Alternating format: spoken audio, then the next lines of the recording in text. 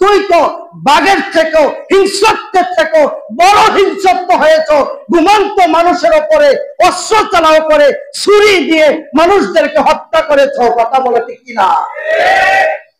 সাদের অনুসারী যারা আছো সাবধান হয়ে যাও।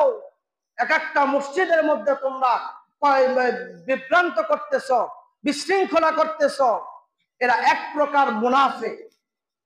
কথা বলো ঠিক কিনা?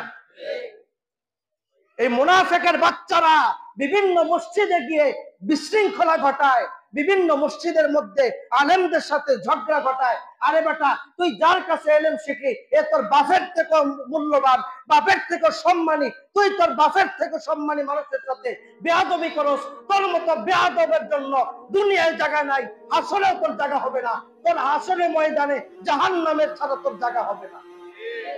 আল্লাহ রাসূল বলেন, ফাইন্না খায়রুল হাদিস কিতাবুল্লাহ, আল্লাহ তাআলার থেকে উত্তম কথা বলনেওয়ালা, আল্লাহ তাআলার থেকে উত্তম আদর্শ দেনেওয়ালা, উত্তম দিক নির্দেশনা দেনেওয়ালা কে আছে?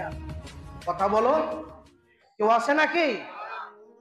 জাহান্নামের পথে নেওয়ার জন্য যেই সমস্ত মানুষগুলো মসজিদে মসজিদে ঘুরে ঘুরে বলে রাসূলের কাছে হেদায়েত নাই, আল্লাহর কাছে হেদায়েত নাই, রাসূলরা ভুল করেছেন, সাহাবায়ে কেরাম ভুল করেছেন, সমস্ত নবীরা ভুল করেছেন, যেই মানুষগুলো বলে ওরাই নিজেরাই ভুলের মধ্যে আছে। কথা বলো ঠিক কিনা?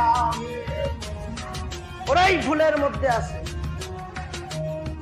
আপনাদের শুভাকাঙ্ক্ষী নয়, আপনাদের দুশ্মন, আপনাদের দুশ্মন। কথা বলো ঠিক কিনা?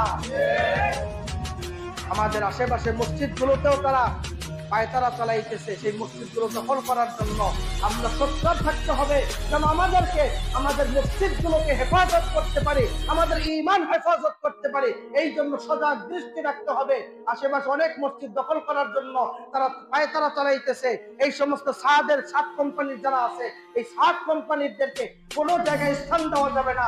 তাই আমরা কাকরাইল মার্কাজ থেকে বের করে দেওয়া হয়েছে, ওখানে স্থান পায় নাই। টঙ্গীর ময়দানে স্থান পাবে না ইনশাআল্লাহ। আল্লাহর কসম, তারা বাংলাদেশেও স্থান পাবে না। কথা বলো ঠিক কিনা?